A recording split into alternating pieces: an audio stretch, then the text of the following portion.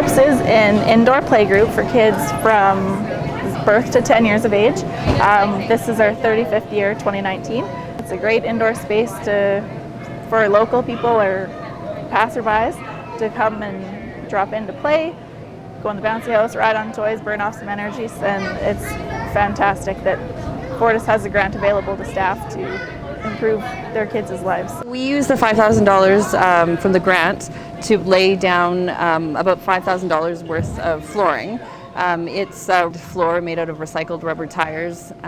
If they decide to change locations, the floor could be picked up and moved, so it'll be something that Chips could use for a long time and not depending on the space or the footprint. It's a nice safety factor too, because the old floor was getting chipped and damaged, and with the new rubber floor it's a lot safer for the kids to play, and a little nicer for the parents because it's not quite as noisy as the old floor there too.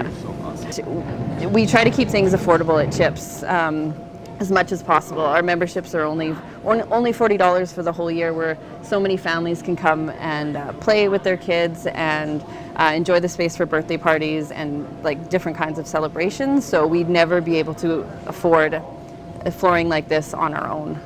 I know as an employer for us, it makes me pretty proud to know that we work for a company that invests money into our local community and invests money into things that are close to our heart. And so yeah, it leaves you with a really good feeling when you're all done there. So today, to get the floor installed, we had all the fellows from the crew with Wetaskiwin show up.